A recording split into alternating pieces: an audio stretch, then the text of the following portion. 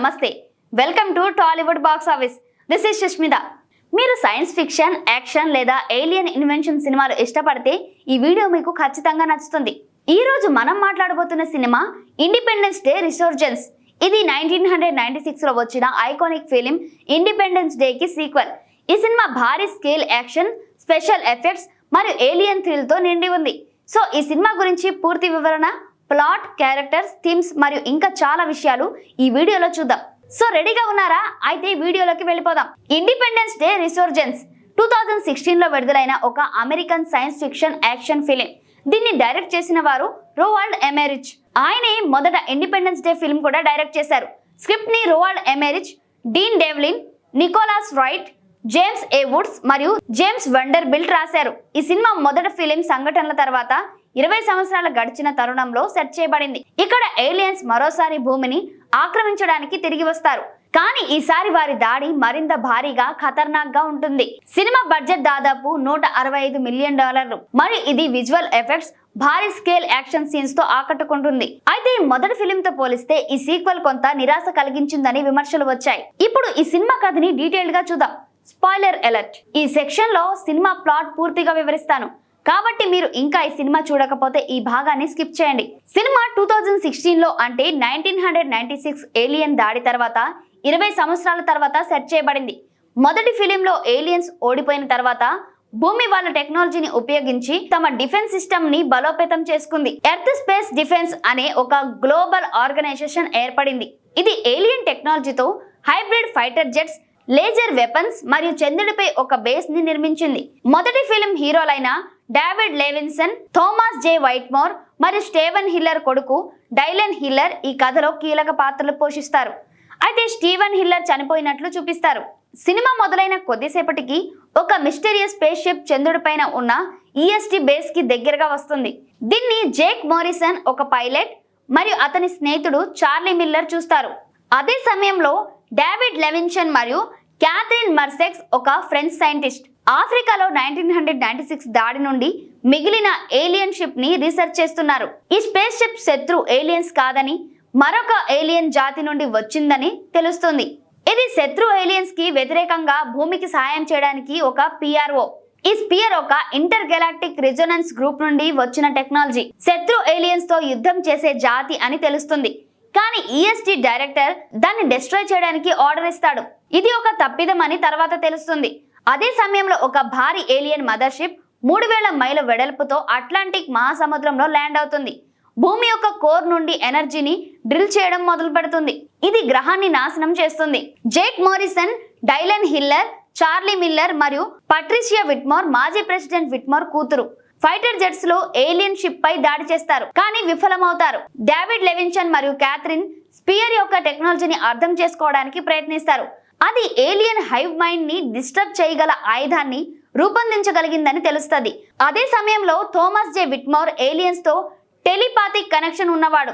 స్వీయ త్యాగం చేసి ఒక ఫ్యూజన్ బాంబ్ తో ఏలియన్ క్వీన్ ని ఆకర్షిస్తాడు. కానీ ఏలియన్ క్వీన్ తన బయోమెకానికల్ సూట్ తో బతుకుతుంది మరియు జేక్, డైలెన్, చార్లీ మరియు పాట్రిసియా కలిసి ఆమెను ఓడిస్తారు.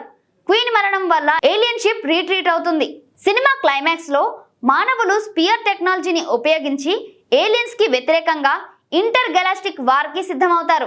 డేవిడ్ లెవిన్సన్ మరియు క్యాథరిన్ మార్సెక్స్ ఈ మిషన్ ను లీడ్ చేస్తారని సూచన ఉంది. సినిమా ఓపెన్ ఎండెడ్ గా ముగుస్తుంది, మరో సీక్వెల్ కు అవకాశం ఇస్తూ.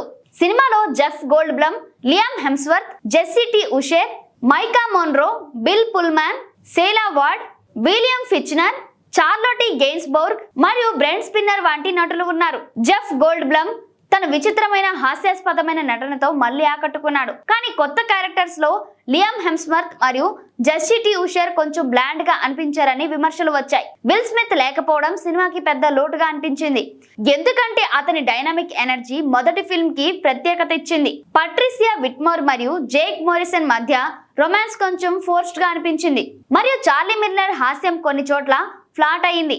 బ్రెంట్ స్పిన్నర్ యొక్క డాక్టర్ బ్రక్షిష్ ఓకున్ కామెడీ సీన్స్ ఆడియన్స్ ని నవ్వించాయి, కానీ కొందరు అతని రోల్ ని ఓవర్ ది టాప్ అని అన్నారు. మొత్తంగా క్యారెక్టర్స్ మొదటి ఫిలిం యొక్క ఐకానిక్ హీరోలతో పోలిస్తే కొంచెం లోటుగా అనిపించాయి. ఇండిపెండెన్స్ డే రిసర్జెన్స్ యొక్క ప్రధాన థీమ్ ఐక్యత, సహకారం మరియు సర్వైవల్. మొదటి ఫిలిం లాగానే ఈ సినిమా కూడా ప్రపంచవ్యాప్తంగా మానవులు ఒక ఉమ్మడి శత్రువును ఎదుర్కోవడానికి కలిసి పనిచేయడం గురించి చెప్తుంది. ఈసారి భూమి మరింత ఏకీకృతమై ఏలియన్ టెక్నాలజీని ఉపయోగించి డిఫెన్స్ సిస్టమ్ ని నిర్మించింది. ఇది మానవ ఆవిష్కరణ మరియు అడాప్టబిలిటీని సింబలైజ్ చేస్తుంది. స్పియర్ రెస్పాన్స్ గ్రూప్ ఒక హెచ్చరిక లాంటిది. ఇది ఇతర సంస్కృతులను అర్థం చేసుకోకుండా నాశనం చేయడం యొక్క పరిణామాలను సూచిస్తుంది. మరో థీమ్ స్వీయ త్యాగం. థామస్ జే విట్మోర్ మరియు ఇతర క్యారెక్టర్స్ తమ ప్రాణాలను రిస్క్ చేస్తారు. ఇది ధైర్యం మరియు బాధ్యతలను ప్రతిబింబిస్తుంది. అయితే ఈ థీమ్స్ మొదటి ఫిల్మ్ తో పోలిస్తే లోతుగా విశ్లేషించబడలేదని విమర్శలు వచ్చాయి. ఎక్కువగా యాక్షన్ మరియు విజువల్స్ పై ఫోకస్ చేశారు. $165 మిలియన్ బడ్జెట్ తో సినిమా విజువల్ ఎఫెక్ట్స్ అద్భుతంగా ఉన్నాయి. 3000 మైలు ఏలియన్ మదర్షిప్, నగరాల విధ్వంసం మరియు fighter jet action scenes thrilling గా ఉన్నాయి. ఏలియన్ క్వీన్ యొక్క బయోమెకానికల్ సూట్ మరియు చంద్రుడిపై EST బేస్ CGI టెక్నాలజీ యొక్క బలాన్ని చూపిస్తాయి. సినిమాటోగ్రఫీ గ్రాండ్ స్కేల్ ని బాగా క్యాప్చర్ చేసింది, ముఖ్యంగా అట్లాంటిక్ మహాసముద్రం డ్రిల్ సీన్ లో. సౌండ్ డిజైన్ డేవిడ్ అర్నోల్డ్ మరియు హార్లార్డ్ క్లోజర్ యొక్క స్కోర్ తో టెన్షన్ మరియు ఎక్సైట్మెంట్ ను పెంచింది. అయితే కొన్ని CGI సన్నివేశాలు ఓవర్లోడెడ్ గా అనిపించాయని మరియు మొదటి ఫిల్మ్ యొక్క ప్రాక్టికల్ ఎఫెక్ట్స్ చార్మ్ లేకపోయిందని కొందరు విమర్శించారు. ఉదాహరణకు ఏలియన్ క్వీన్ యొక్క డిజైన్ కొంచెం కార్టూనిష్ గా అనిపించిందని రివ్యూలు ఉన్నాయి. ఇండిపెండెన్స్ డే రిసర్జెన్స్ కి మిశ్రమ స్పందన వచ్చింది. రొటెన్ టొమాటోస్ లో 29% రేటింగ్ మరియు IMDb లో 5.2 అవుట్ ఆఫ్ 10 స్కోర్ ఉన్నాయి. బాక్స్ ఆఫీస్ లో $389.7 మిలియన్ వసూలు చేసినప్పటికీ $165 మిలియన్ బడ్జెట్ తో పోలిస్తే లాభం తక్కువగా ఉంది. విమర్శకులు కథలో ఒరిజినాలిటీ లేకపోవడం, క్యారెక్టర్స్ యొక్క డెప్త్ లేకపోవడం, విల్ స్మిత్ లేకపోవడం పెద్ద లోటుగా చెప్పారు. ది గార్డియన్ రివ్యూలో ఇలా ఉంది: ఈ సీక్వెల్ మొదటి ఫిల్మ్ యొక్క ఫన్ మరియు చార్మ్ ని రీక్రియేట్ చేయలేకపోయింది.